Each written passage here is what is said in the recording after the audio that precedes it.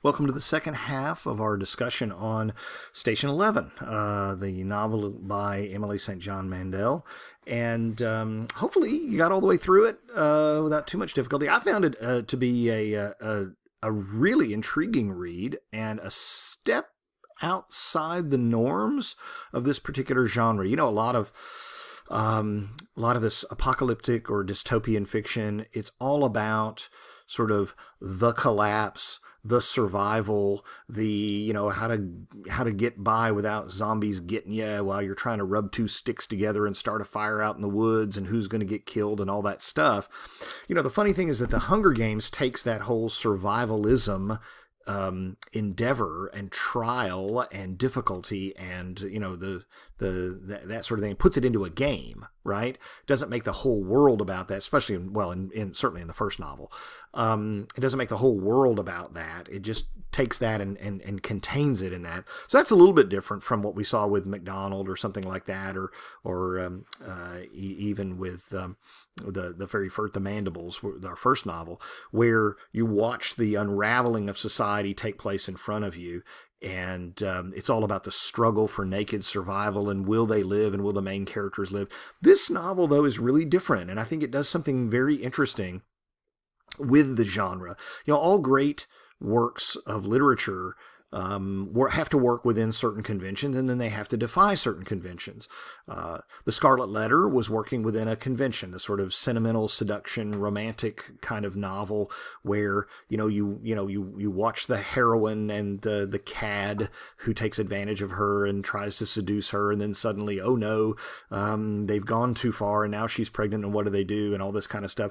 Hawthorne was working within that when he did the Scarlet Letter, but the difference is that he changed that and said, what if I set the action of the novel after not only she had gotten pregnant, but when the heroine's already had the child, and we make her not the weak figure, but we make the father of the child the weak figure.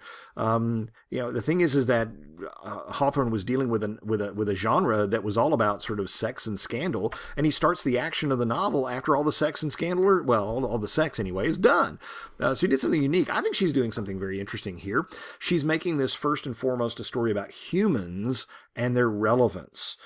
Take a look with me on page 178 and 187, if you can keep those straight real quick. This is, I think, very, very interesting. It's a novel about lives and the impacts that this event have on those lives. See if I can find the page real quick here. So we're seeing here, she says, we bemoaned the impersonality of the modern world, but that was a lie, it seemed to him. It had never been impersonal at all. There had always been a massive, delicate infrastructure of people, all of them working unnoticed around us, and when people stop going to work, the entire operation grinds to a halt. No one delivers fuel to the gas station or the airports. Cars are stranded. Airplanes cannot fly. Trucks remain at their point of origin. Food never reaches. So in other words, the realization that Jivan has after all this stuff comes to a screeching halt is, wow, I used to think that before the collapse, I used to think, life was all about the insignificance of people. Frankly, life is all about the significance of people. In fact, all that impersonality I thought was going on was just filled with millions of personal people who are doing all these jobs every day that now aren't being done. And it's only when they're not doing them anymore that you miss them. And you realize, no, the guy who delivered gas to your gas station, the guy who checks you out at the checkout line, the woman who does your hair, all these people are people, right? And life wasn't impersonal like I thought it was. It just was that we took all of that and didn't pay attention to it.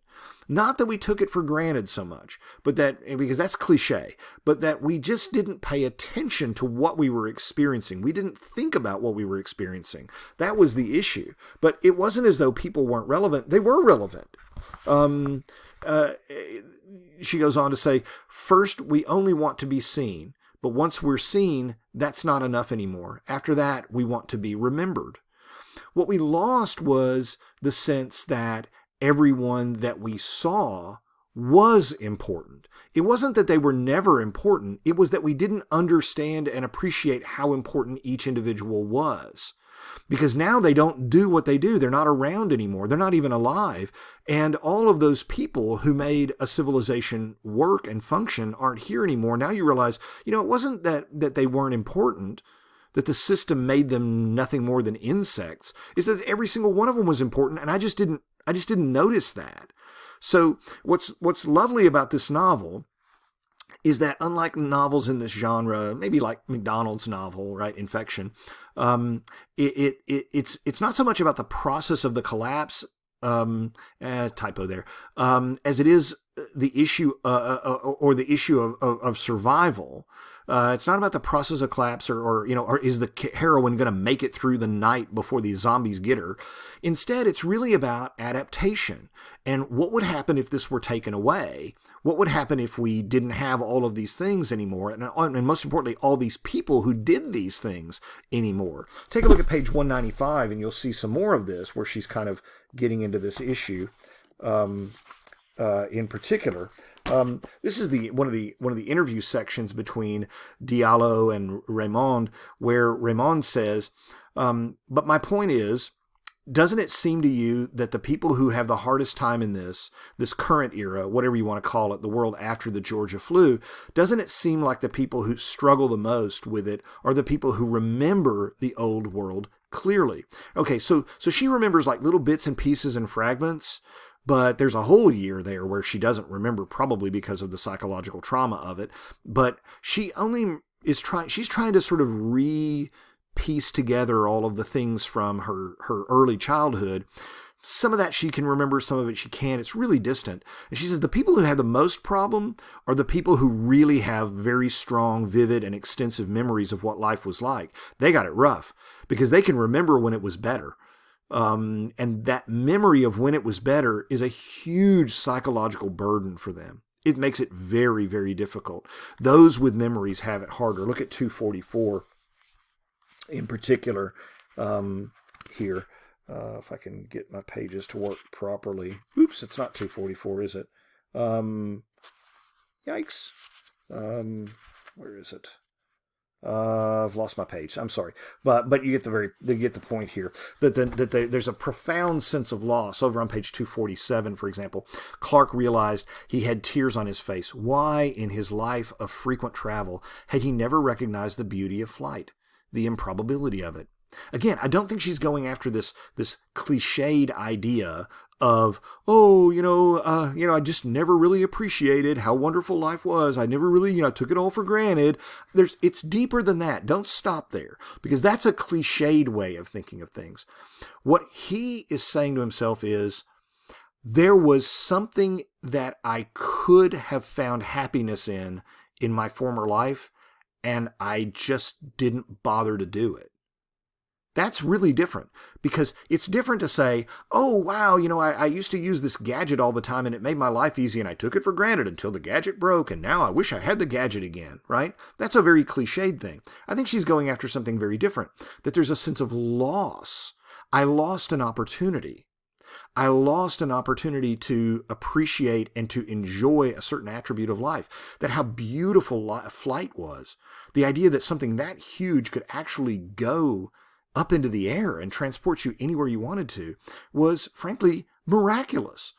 So the novel is about losing something that is precious. It's about loss. Take a look back on 241. That's probably the page I was looking for. The future, as it's going to be, settles in on Clark, and he gets it before most of the other people at the airport do. And he says, all at once he felt an aching tenderness for his fellow refugees. These 100 or so strangers here in the airport. He folded his paper and looked at them, his companions, sleeping or fretfully awake on benches and on carpets, pacing, staring at screens, or out at the landscape of airplanes and snow, everyone waiting for whatever came next. Suddenly, this makes him see the world differently, through different lenses, that these aren't strangers, they're actual people, and I care about them in a way that I wouldn't if I were just, if life were going on normally. I care about them. I have compassion for them. The idea of this being permanent, when he's in there in the airport, starts to settle in on Clark. Wait a minute, this is never going to change. This is never going to go back. The National Guard's not coming. And it's the isolation and the desolation of it. They're alone in this new world. These people aren't coming back to life. They're gone. How do you operate the world with 99% of the people gone? How do you do that? Well, when you realize that if 99% of the people are gone and we can't operate the world anymore, you now realize how valuable people were, right? How important they were, how essential they were to my life, to my quality of life. And I didn't really realize that. Now you look around and Clark looks around the airport and says, all these people are incredibly precious and valuable beings. It's that awakening. It's a psychological, a spiritual, a moral awakening that's happening here. So let's consider this new world a little bit further. There's this great gulf or divide of life experiences. People who experience the world the way it was before the pandemic, and then people who have virtually no memory. These two people are really different types of people. And they always will be. And the people with memories of the pre-collapse world are eventually going to die out. We see Javon and we see Clark. And by the way, last video, I kept calling him Chris. It's because I have a British friend named Chris. And every time I read this, I think about Chris Morrison. Sorry about that. But it's Clark. I know that. Those two people, one of those generations is going to die out. And all that's going to be gone, right? That's going to be gone. And it's just going to be the people who are younger. When Clark is 70 and using a cane and showing people around and preserving all this, that's all he can do. And in a way, it's kind of weird. It's good, but it's a little bit on the pathetic side. He is a relic. He runs a museum. Guess what he is? He's an exhibit in the museum, his own museum, right? Because he and people of his generation are going to die out. And if he doesn't tell people what life was like prior to that and preserve some of this, there will be zero memory, institutional memory of it. So there's this huge difference. There are pre-people and post-people. And then there are people like Kristen, who's very interesting because she's a little of both. And she's trying to piece together the past through fragments. Most of us have probably never had to do that with our childhood, but she had to do that. There are some people who do. For example, some people who, were adopted or went through a lot of really strange or different kind of life experiences where their childhood was kind of a wreck, and you have to go back and recollect that and figure out what's going on. But even if you weren't that way, when you get to be at my age or, older than you are, you'll revisit places from your childhood. I took my child to my hometown where I grew up, into the old neighborhood I lived in, drove by the houses we used to live in and the schools I used to go to and where we used to hang out. And it was so different from the way I remembered it. Things had changed so much. One of the neighborhoods where we used to live, I think my daughter was a little bit kind of, so I thought it was rather sketchy, and so Dad, let's get out of here before the crackheads come out of the crack houses. It wasn't that bad, but it was pretty shabby. And you kind of go back and try to get in touch with. I remember that place. I remember that thing. I remember. It's not just about nostalgia. It's about trying to make sense of your past and where you came from. And that's Kristen's dilemma there. The knowledge that it's never going to be the same in your lifetime is what sinks in, especially to Clark. On page 248, Elizabeth says, and it sinks in on her too, that something profound is happening here. She just can't make sense of it the way Clark does. Elizabeth says, it just doesn't make sense, Elizabeth insisted. Are we supposed to believe that civilization has just come to an end? Well, Clark offered, it was always a little fragile, wouldn't you say? They were sitting together in the Sky Miles lounge where Elizabeth and Tyler had set up camp. It always, in history, I studied history, art history, and history, and bad things happened to civilization, but it always passed. It always got better, Elizabeth says. And Clark was silent. He didn't think this would pass. And the reason it doesn't pass is because all the people who made the world what it was, 99% of them are gone. Without people, you haven't got anything. You can't run the place. They're gone. They're never coming back. And so that, he gets that, Elizabeth can't get it. And of course, Tyler can't. You know what happens to Tyler. Woohoo.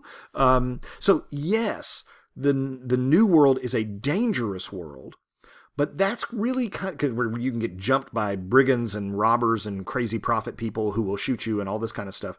But all of that danger is actually secondary to the psychological danger that is posed by the deep and profound sense of loss and isolation, the hopelessness. They're not coming back. The world's not going to be what it was. It's not just, how do I survive? It's, what's my reason for surviving? You know, my life is never going to be the same. And you know, this, and again, Kristen's right. It's rougher on people who had a knowledge of it, not because they're soft or anything like that, but because they feel a sense of loss. If you never grew up with it, you don't feel like you've lost anything. The world is the way it always has been to you. But if you knew of a world where you had technological and medical and scientific and artistic accomplishments that were so much greater. And I go back to this. I imagine, what must it have been like for people who grew up in the Roman Empire and saw the glory of the Roman Empire, only to see Rome itself sacked and burned by barbarians, and all of that was gone.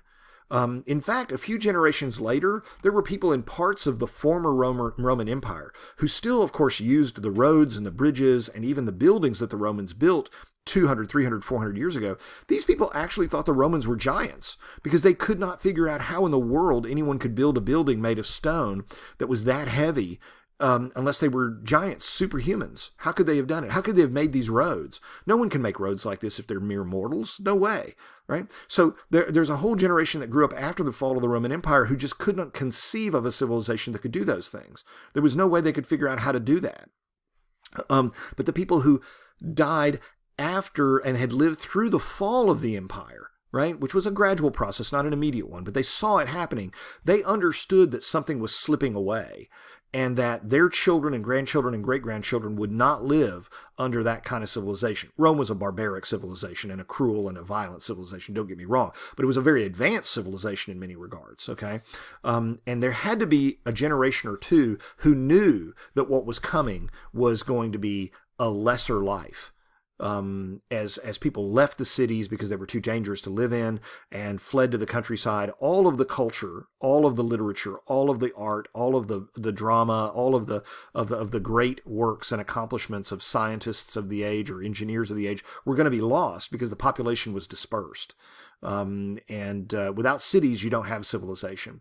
So on a hopeful note that I think the novel provides, it is civilization that civilization will return because it's absolutely essential to our nature and our survival. This is not a sort of a Mad Max, that's a movie from way back in the day, and not a Mad Max isolationism novel. The novel is essentially saying we crave community and we need it. For all of these survival, apocalyptic, dystopian novels that have characters out in the woods trying to fight off all these people and stab them and all that's kind of fun stuff and it's exciting and it's kind of gory and all that kind of stuff, killing the zombies and stuff. All of those movies or novels have a character who just, you can't get near other people, you can't trust other people are always trying to kill you and get you and grab you and run and take you away and all this kind of stuff.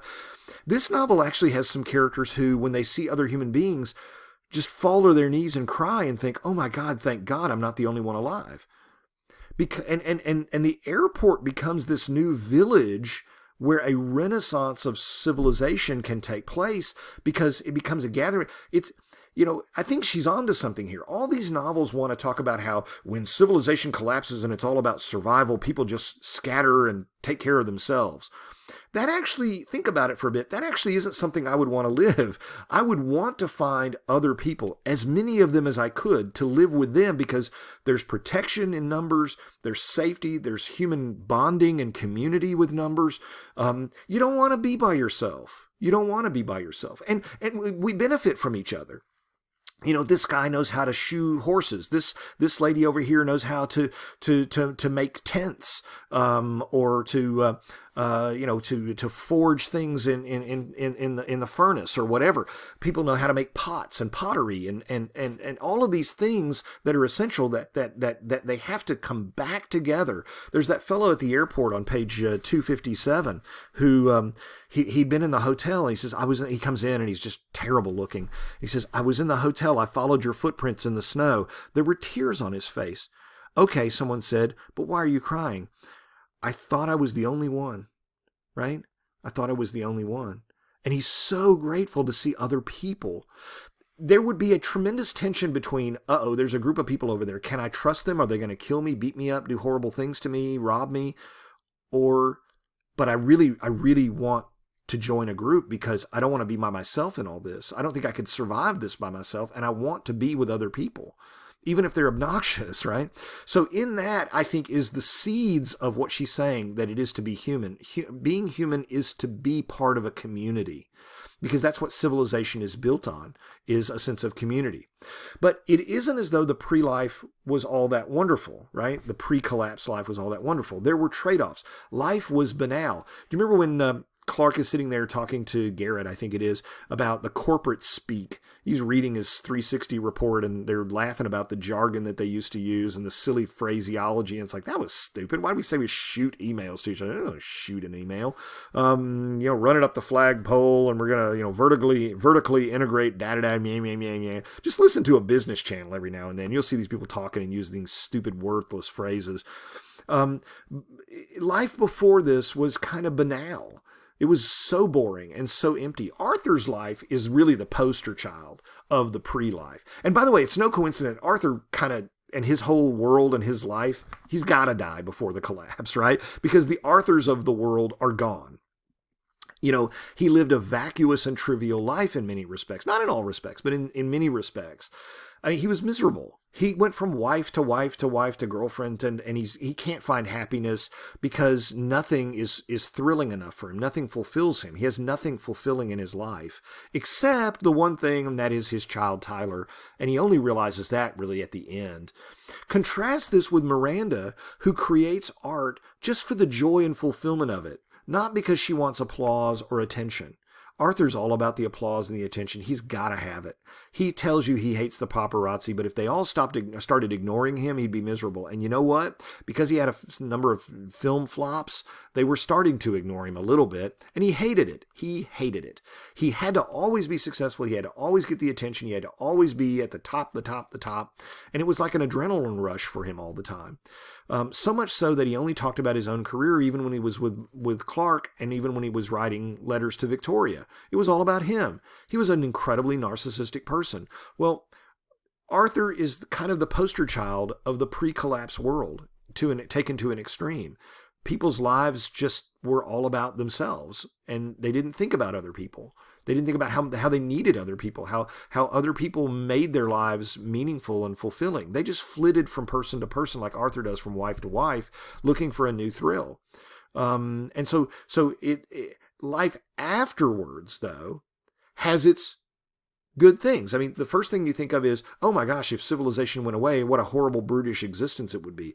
Yes, but it would have certain things to it that we've lost.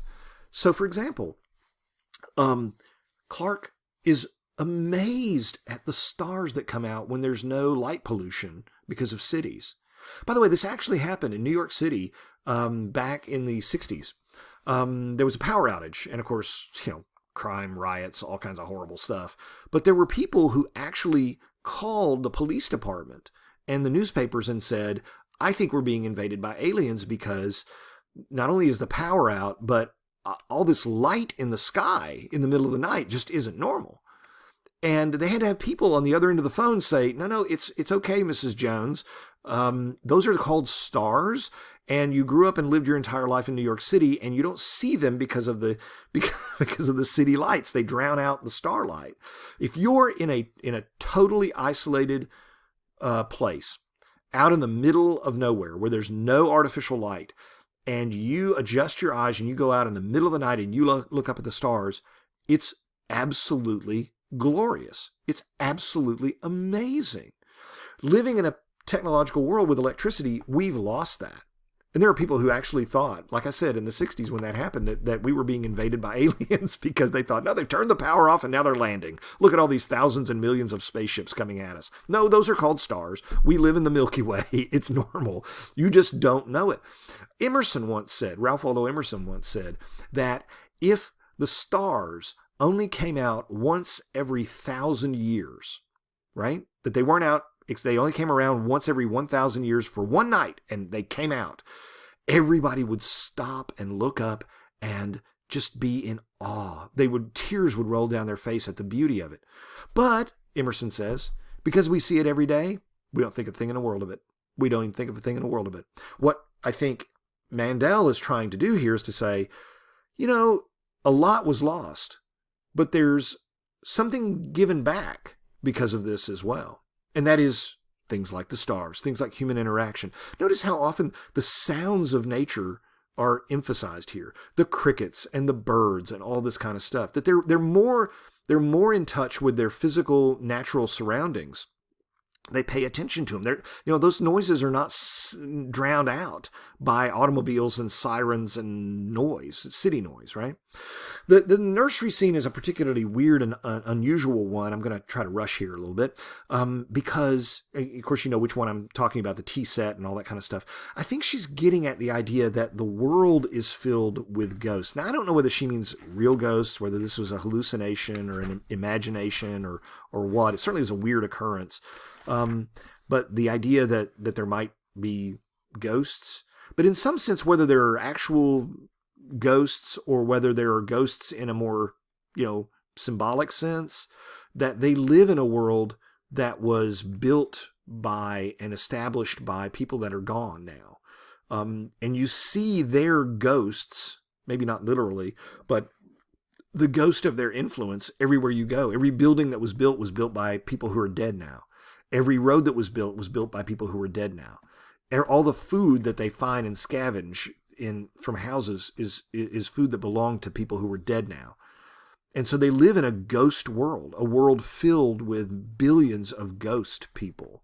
And so I think we're given that scene not just to say, hey, maybe there's something supernatural going on, okay, but also to make us think, in what sense do they live, I should say, in a world that is a ghost of its former self. Okay. Notice again, I'm going to go back to this and then we'll deal with symbolism. Notice again how wonderfully, masterfully, deftly she brings all the plot threads back in together and ties them all together. It's almost fun to see her do it, to get there and say, oh, that's what the note in the clarinet's pocket meant. Okay, that's where that came from. Or, wow, okay, so Tyler is, right, the prophet, okay?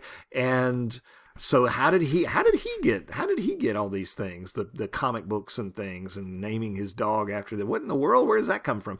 You eventually see, because she's able to go back in time and before, she crosses the divide of pre and post collapse all the time to bring us up. All the stuff that's happening in the post collapse world, spends her time, takes her time in the novel to dredge it back up and give you a piece and another piece and another piece. And by the time the novel comes together, you see the whole picture of what has happened. But she's not going to do that in some clunky way where she gives it all to you and then she sort of plays it out at the end.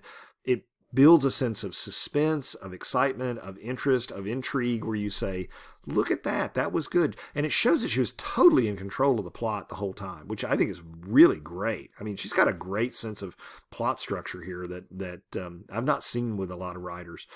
I'm going to just barely touch on symbolism because I want one of these items to be the nature of our discussion on Canvas. But take a look at the paperweight and what it symbolizes. It's this thing that was built just for beauty. By the way, I shouldn't have called the paperweight the snow globe, because later in the novel there's a snow globe at the airport, etc. And I don't want you to get confused. But the paperweight that's given is something that is utterly no practical value whatsoever. It's just the beauty of it. And Kirsten likes it because of the beauty of the thing. And it shows something about human nature, that we are attracted to things that are beautiful, not just practical. There's something more about us. If you know anything about King Lear, it's about a king who had passed his prime, who was no longer effective. His previous relationships with his families had totally deteriorated. He is dying. He's failing. His faculties aren't what they were. Boy, if that's ever something that's appropriate for Arthur to have as his last role. Going to save Station 11, and it's connections to the novel for your discussion, but be thinking about that. It's a different world. It's another world. It's a world that's separated from the old Earth. All of those things. I'll ask you to elaborate on that in the, and then of course the tattoos. That's a pretty obvious symbol there. That what do the tattoos represent? Okay, so I'm going to offer you your 3 quiz questions now, rather than sprinkled through, hoping that you got all the way here. First quiz question: how does Frank, Jivan's brother, how does he die? How does Frank, Jivan's brother, die? Second quiz question: who is the owner or curator of the Museum of Civilization? You've been paying attention, right? Who is the owner or curator of the Museum of Civilization? And then the third question is, what do Kirsten's knife tattoos symbolize? What do they represent? Okay, so those are our 3 quiz questions. Make sure you get them to me on time. And the discussion will go up here in just a moment after I post this video. And it's going to be dealing with the question of how does the fictional world of Station 11 reflect or symbolize or connect to the world that is post-collapse. Okay. Ask you to contribute to that and get your quizzes to me by midnight tonight, if you would please. And this is our last online lecture. I'm going to try to catch up on grading tomorrow and everything, and I will be back in touch with you largely by email. I might do one more video, but it won't be on anything we've read, because this is our final work of literature for the class. And I appreciate you guys being flexible and hanging in there with us in some very difficult times. Thankfully, I think we're not dealing with the kind of pandemic that Kirsten is dealing with. I hope not. I pray that everyone is healthy and good, and that we get back to normal life just as quickly as possible. Okay, so midnight tonight, if you can, discussion and quiz, and then we'll be in touch after that.